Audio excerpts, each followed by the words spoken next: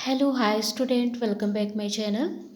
Student, हम BA fifth semester का unit 6 आज स्टार्ट कर रहे हैं, जिसमें हम गैर सरकारी और संगठन और अन्य संगठन का अध्ययन करेंगे।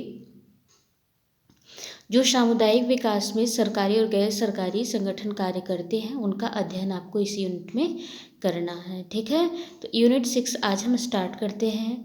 यूनिट 5 तक हमने पिछले वीडियो में कंप्लीट कर दिया है। स्टूडेंट, अगर आप चैनल पे नए हैं और आपने नहीं देखा है तो प्लेलिस्ट में चले जाइए, और प्लेलिस्ट में आपको 5th सेमेस्टर का जो प्लेलिस्ट बना है उसमें आपको सारे वीडियो अवेलेबल है। ठीक है, एक एक करके आप देख लीजिए, आपका सारा टॉपिक क्लियर हो जाएगा। स्टार्ट करते हैं आज का सेशन हम अपना। सबसे पहले हम समझेंगे कि कम्युनिटी सर्विस है क्या, सामुदायिक सेवा किसे कहते हैं। तो सामुदायिक सेवा का अर्थ क्या होता है, सबसे पहले हम ये जानेंगे। तो साधारण शब्दों में सामुदायिक सेवा ऐसे कार्य को कहते हैं जो कि किसी समुदाय के लोगों की सहायता के लिए बिना वेतन के किया जाता है। किसी समुदाय के लोगों के विकास के लिए जो बिना वेतन के कार्य किया जाता है, उसे हम सामुदायिक सेवा कहते हैं। सामुदायिक सेवा प्रॉपर एक व्यक्ति या एक व्यक्तियों के समुदाय द्वारा किया जाता है। सामुदायिक सेवा जो होता है एक व्यक्ति या व्यक्तियों के समूह द्वारा किया जाता है, जिससे कि दूसरे व्यक्तियों को, दूसरे समूह के लोगों को क्या हो, लाभ हो। यह उन स्थानों पे किया जाता है जहाँ समूह के लोग व्यस्त अधिक होते हैं, वहाँ ये कार्य किया जाता है। सीधे सीधे हम आपको बताएं सामुदायिक सेवा का अर्थ, तो सामुदायिक सेवा से तात्पर्य है जब कोई व्यक्ति या व्यक्तियों का समूह पैसा लिए बिना किसी समुदाय के उत्थान के लिए, विकास के लिए कार्य करता है, तो इसे हम कहते हैं सामुदायिक सेवा। क्या कहते हैं? सामुदायिक सेवा, कम्युनिटी सर्विस। कोई एक व्यक्ति हो या व्यक्तियों का समूह हो, किसी भी व्यक्ति या समूह के विकास के या उत्थान के लिए अगर कार्य करता है, सहयोग करता है, वो भी निःशुल्क, बिना किसी भुगतान के, बिना किसी पैसे के, तो उसे कहते हैं सामुदायिक सेवा। कभी कभी क्या होता है कि स्वेच्छानुसार अपनी इच्छा से व्यक्ति को या व्यक्ति के समूह को भोजन या कुछ छोटे मोटे गिफ्ट दिए जा सकते हैं, लेकिन कहिए कि कोई प्रॉपर आपको वेतन मिलेगा, तो ऐसा नहीं होता। सामुदायिक सेवा क्या होता है, ये क्लियर हो गया होगा स्टूडेंट। एक बार फिर से समझ लीजिए, जब कोई व्यक्ति या व्यक्तियों का समूह किसी व्यक्ति या व्यक्तियों के समूह के विकास के लिए कार्य करता है, बिना किसी पैसे के, बिना किसी पेमेंट के, तो उसे हम कहते हैं सामुदायिक विकास। सामुदायिक सेवा ज़रूरतमंद व्यक्तियों के किसी भी समूह की सहायता कर सकती, जैसे बच्चों की, वरिष्ठ नागरिकों की, दिव्यांग जो विकलांग व्यक्ति होते हैं उनकी, है ना। तो किसी की भी सहायता की जा सकती है, जिससे कि उस व्यक्ति का, उस समुदाय का क्या हो, विकास हो, वो उन्नत करे। ठीक है, कुछ सामान्य सामुदायिक सेवा कार्यक्रमों में स्कूली बच्चों के साथ काम करना, वरिष्ठ नागरिकों के साथ काम करना, पर्यावरण में सुधार के लिए कार्य करना, ठीक है, वृक्षारोपण करना, ये सभी क्या है, सामुदायिक कार्य होते हैं। ठीक है, और इसमें कुछ राष्ट्रीय और अंतर्राष्ट्रीय संस्थाएं भी कार्य करती हैं, कुछ सरकारी और कुछ गैर सरकारी संस्थाएं कार्य करती हैं, जिसको कि आपको पढ़ना है। पिछले वीडियो में हमने आपको राष्ट्रीय सेवा योजना, राष्ट्रीय कैडेट कोर्स, ये सारी चीज़ें पढ़ाई हैं, जो कि युवाओं के विकास में सहायक होता है, और वहाँ भी युवाओं को इसके योग्य बनाता है कि वो समुदाय का विकास करने के लिए सामुदायिक सेवा करें, निःशुल्क भाव से समुदाय के लोगों की सेवा करें, उनका हेल्प करें, उनकी समस्याओं का समाधान करने में युवा स्वयं सक्षम हो। अब प्रश्न उठता है कि सामुदायिक सेवा के प्रकार कितने होते हैं।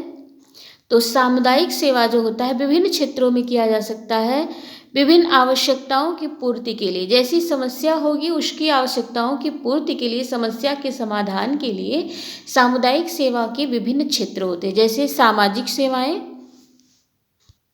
सामाजिक सेवाएं सोशल सर्विस से तात्पर्य है, इसमें समाज के विकास के लिए परामर्शन का कार्य, निर्देशन का कार्य, मानसिक स्वास्थ्य को बनाए रखने में सहायता देना और मादक द्रव्यों के सेवन से बचने के लिए उपचार प्रोवाइड कराना, है ना। और जो बेघर या संकटग्रस्त लोग हैं उनकी जोखिम वाली जनसंख्या वाले लोगों को कार्यक्रम में सम्मिलित कराना और उनकी समस्या का समाधान करना।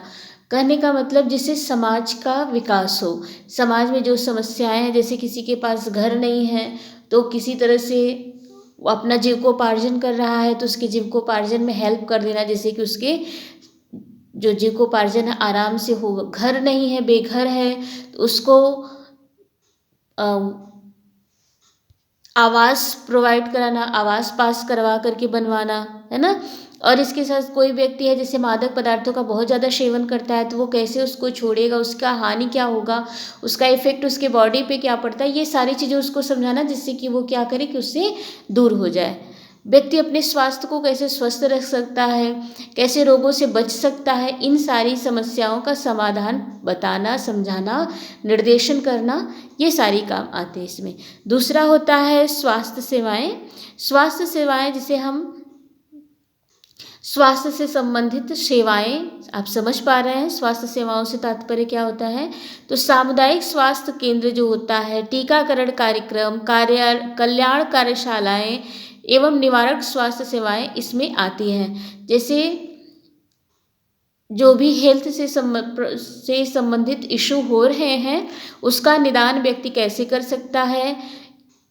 जैसे कोविड बढ़ रहा था तो उसका निदान था क्या, टीकाकरण। ठीक है, तो अगर आप समुदाय के सदस्य हैं और आप सामुदायिक सेवा प्रदान करते हैं तो आपका फर्ज होता है कि एक एक व्यक्ति को टीकाकरण करवाना, एक एक व्यक्ति को टीका लगवाना। ठीक है, तो स्वास्थ्य के प्रति जागरूकता प्रदान करना। फिर थर्ड है शिक्षा एवं प्रशिक्षण, अर्थात शिक्षा एवं प्रशिक्षण से तात्पर्य है स्कूल के बाद के जो कार्यक्रम होते हैं, जो प्रौढ़ शिक्षा है, व्यावसायिक प्रशिक्षण है, शिक्षण सेवाएं हैं, ये सभी प्रोवाइड कराना समुदाय के सदस्यों को, जिससे कि उन्हें शिक्षा का अवसर प्राप्त हो सके। ठीक है, इसके बाद है युवा एवं परिवार सहायता।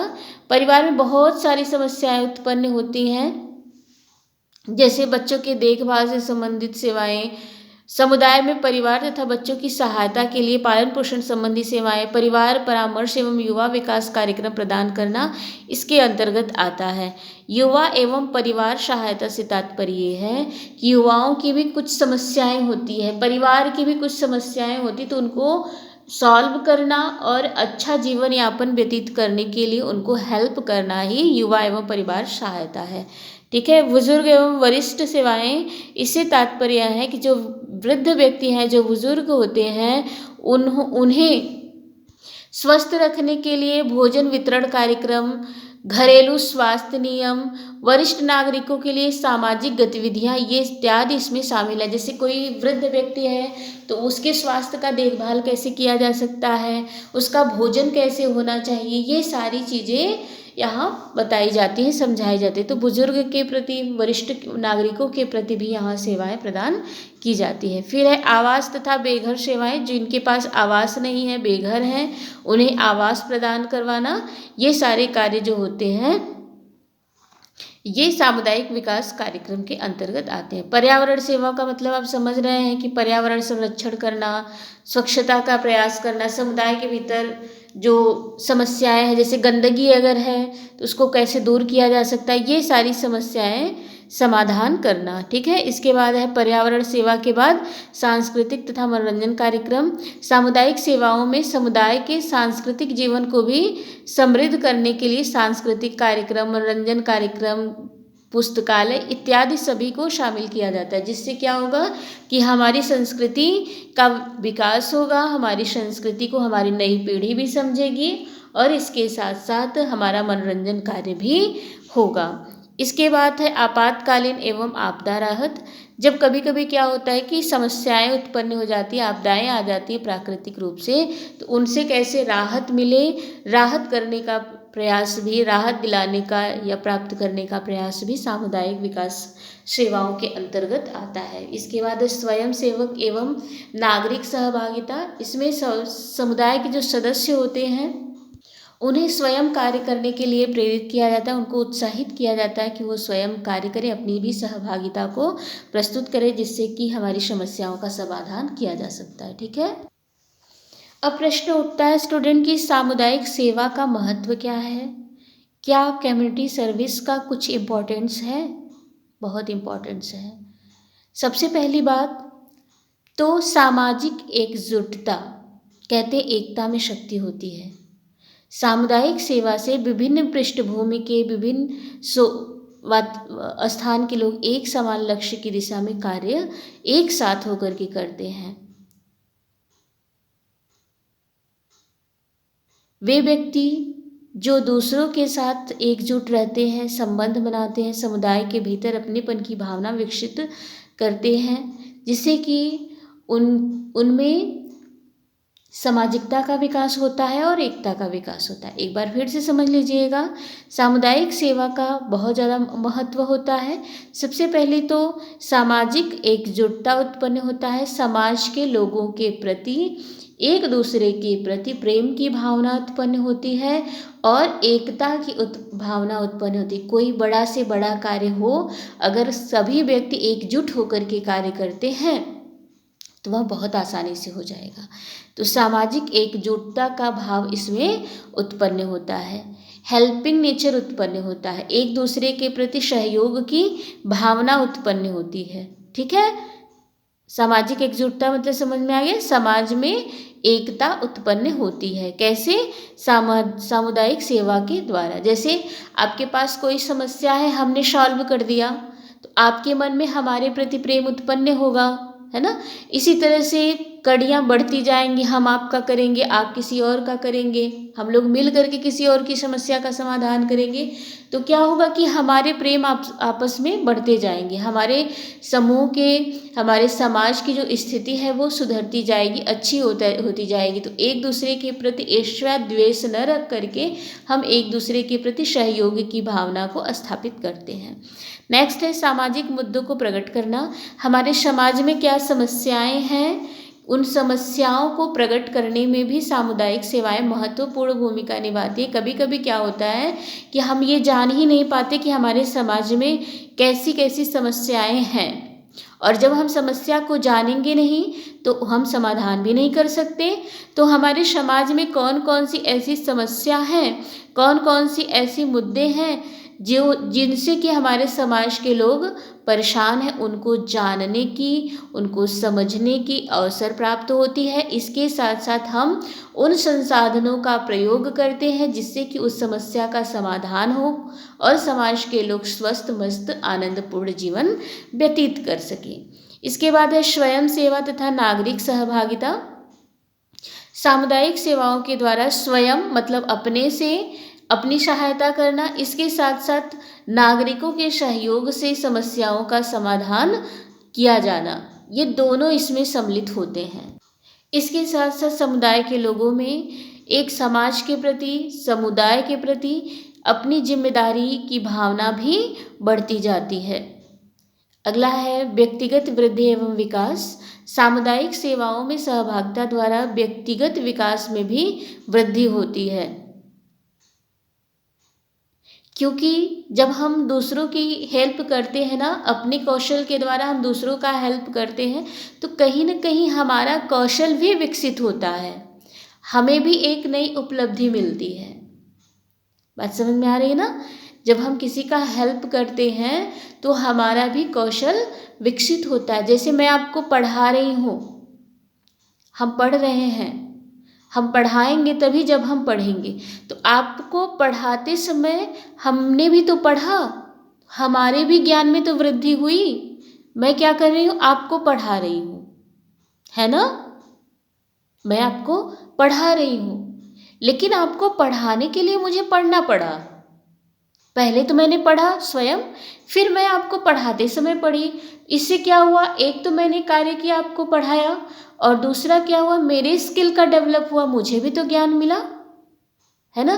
तो मेरा व्यक्तिगत भी वृद्धि विकास हुआ और आपका भी हुआ, वही सारी चीज़ें हैं। नेक्स्ट है शिक्षा एवं जागरूकता। सामुदायिक सेवा के द्वारा विभिन्न समस्याओं के बारे में लोगों को शिक्षित किया जाता है और उससे संबंधित जागरूकता अभियान भी चलाया जाता है। जैसे वातावरण पर्यावरण प्रदूषित हो रहा है, उसका क्या इफ़ेक्ट हम पे पड़ेगा, इससे संबंधित लोगों को जानकारी प्रोवाइड हम कराते हैं सामुदायिक सेवा के द्वारा। इसी तरह जैसे कोविड आया था, तो कोविड का क्या इफ़ेक्ट पड़ रहा है, उससे हम कैसे बच सकते हैं, इन सब से संबंधित हम क्या योजनाएं चला रहे थे ना। ठीक है। नेक्स्ट है कमज़ोर आबादी का समर्थन करना। जो कमज़ोर वर्ग के लोग हैं, जैसे सामुदायिक सेवाएं उनको प्रोवाइड कराई जाती है, जैसे बुजुर्ग हैं, बच्चे हैं, दिव्यांग हैं, संकटग्रस्त व्यक्ति है ना, समुदाय है, तो उनको क्या करना, सहायता प्रदान करना, जिससे कि वे अपनी समस्याओं से बाहर निकल सके। इसके बाद है अपराध रोकथाम। अपराध रोकथाम का मतलब होता है जो अपराध है, जो क्राइम है, उनको रोकना। तो कुछ सामुदायिक सेवाएं अपराध रोकने में भी ध्यान केंद्रित करती हैं। आपराधिक व्यवहार के मूल कारणों को संबोधित कर विकल्प प्रदान करके वे सुरक्षित समुदायों में अधिक योगदान देते हैं। ऐसी समस्याएं जो लोगों को आपराधिक प्रवृत्ति बनाते हैं, आपराधिक प्रवृत्ति के बनाते हैं, उन समस्याओं का समाधान करना, जिससे कि अपराध को रोका जा सकता है। तो यह भी सामुदायिक विकास सेवा के अंतर्गत आता है। इसके बाद है स्वास्थ्य एवं कल्याण। तो विभिन्न सामुदायिक सेवाओं के द्वारा स्वास्थ्य कल्याण सेवाएं भी चलाई जाती हैं, समझाई जाती हैं, जिससे कि व्यक्ति अपने शारीरिक आवश्यकताओं की पूर्ति कर सके, पर्याप्त मात्रा में न्यूट्रिशन लेकर के अपने शारीरिक मानसिक सामाजिक स्वास्थ्य को अच्छा बना सकता है, जिससे वो स्वस्थ रहेगा। और स्वस्थ रहेगा तभी तो कहते हैं ना, स्वस्थ शरीर में स्वस्थ मस्तिष्क वास करता है। तो सामुदायिक सेवा का यह भी एक महत्व होता है। यह स्वास्थ्य एवं कल्याण हेल्थ एंड वेलनेस कार्यक्रम भी प्रदान करता है। ठीक है। पर्यावरण संरक्षण तो आप समझ रहे हैं, सामुदायिक सेवा के द्वारा पर्यावरण को कैसे सुरक्षित रखना है, स्वच्छ रखना है, वातावरण को वृक्षारोपण करना है और इसके साथ साथ वृक्ष को न कटने देना है। ये सारी गतिविधियां इसमें बताई जाती हैं। इसके बाद सामुदायिक सेवा का यह भी एक महत्व होता है कि आर्थिक लाभ में भी यह महत्वपूर्ण भूमिका निभाती है। जैसे किसी व्यक्ति को आर्थिक समस्याएं हैं, तो समुदाय के लोग उनकी सहायता करते हैं, जिससे कि वे अपनी आवश्यकताओं की पूर्ति भी कर सकते हैं। ठीक है। संकट प्रक्रिया, तो कभी कभी ऐसा होता है कि प्राकृतिक रूप से या किसी भी तरह से व्यक्ति के ऊपर, समुदाय के ऊपर कभी कभी संकट भी आ जाती हैं, बहुत सारी आपदाएं आ जाती हैं। तो आपदा की स्थिति में, संकट की स्थिति में सामुदायिक सेवा के लोग उनकी सहायता करते हैं, जिनसे कि उनकी समस्या का समाधान भी संभव है। ठीक है। जो भी समस्या है, जैसे किसी के पास घर मकान कच्चा वाला था, मिट्टी का मकान था, और भीषण बाढ़ आया और वो भी बह गया, अब वो बेघर हो गए। तो जो सामुदायिक सेवा के लोग सेवा प्रदान करते हैं लोग, वो क्या करते हैं कि उनके लिए आवास पास कराएंगे, या फिर समूह के लोग मिल करके उनके लिए आवास बनाएंगे। इससे क्या होगा कि उनके रहने का एक स्थान उनको मिल जाता है। ठीक है। तो इस तरह से सामुदायिक सेवा के कुछ महत्व होते हैं, कुछ लाभ होते हैं, जिन्हें हमने आपको संक्षिप्त में समझा दिया। नेक्स्ट वीडियो में स्टूडेंट हम आपको बताएंगे कौन कौन से संगठन है जो कि इसमें कार्य करते हैं। बहुत सारी संस्थाएं कार्य करती हैं सामुदायिक विकास के लिए, जैसे बहुत सारे NGO हैं, WHO है, वर्ल्ड हेल्थ ऑर्गेनाइजेशन, केयर है, यूनिसेफ है, यूनेस्को है, UNDP है, क्राई है, हेल्प एज है। ठीक है। तो ये सारी क्या करती हैं कि जो समुदाय की समस्याएं होती हैं उन समस्याओं को समझते हैं और उनके निराकरण का प्रयास भी करते हैं। तो एक एक करके हम सबको पढ़ेंगे। NGO, WHO, care, UNICEF, UNESCO, सबका अध्ययन हम करेंगे कि इनकी स्थापना कब हुई, इनके कार्य क्या होते हैं, इनकी विशेषताएं क्या होती हैं, संगठन में कौन कौन सम्मिलित होता है, ये सारी चीज़ें हम आपको बताएंगे। ठीक है ना। और आपको समझ में आ रहा है कि नहीं, हमें फीडबैक ज़रूर दीजिएगा। अगर आप चैनल पे नए हैं तो चैनल को सब्सक्राइब कीजिए, लाइक कीजिए, शेयर कीजिए। ठीक है। और इसके साथ साथ अपने एग्ज़ाम की अच्छे से तैयारी कीजिए, क्योंकि जो समय चला जाता है फिर वापस नहीं आता। आपका ये समय चला जाएगा तो फिर वापस नहीं आएगा कि आप 5th सेमेस्टर में बैठ करके पढ़ोगे, नहीं। जो समय चला गया वो वापस नहीं आता, इसलिए अपने समय का सदुपयोग कीजिए, निरर्थक नहीं गवाइए। पढ़ने को अवसर मिला है तो उसे निरर्थक न गवाइए, उसको सार्थक बनाइए और इस अवसर का लाभ भी उठाइए। पढ़ते समय विशेष रूप से ध्यान रखिए कि आपको ओरल नहीं पढ़ना है। आप जब भी पढ़ने बैठिए तो पेन और कॉपी लेकर के बैठिए। एक एक टॉपिक को मैंने आपको प्रोवाइड कराया है, उसे नोट करिए। मैं पढ़ाती हूँ तब पढ़िए और फिर उसके बाद रिवीजन बहुत ज़रूरी है। जब भी आप कोई भी टॉपिक पढ़ते हैं, जब तक आप रिवीजन नहीं करेंगे तब तक वो टॉपिक आपका क्लियर नहीं होगा। इसलिए आवश्यकता इस बात की है कि आप उस टॉपिक को लिखिए और उसका रिवीजन कीजिए। आपका एग्ज़ाम आपके बहुत करीब है, बहुत जल्दी आपका एग्ज़ाम हो जाएगा, इसलिए एग्ज़ाम की अच्छे से तैयारी कीजिए। Best of luck. Thank you for watching my video.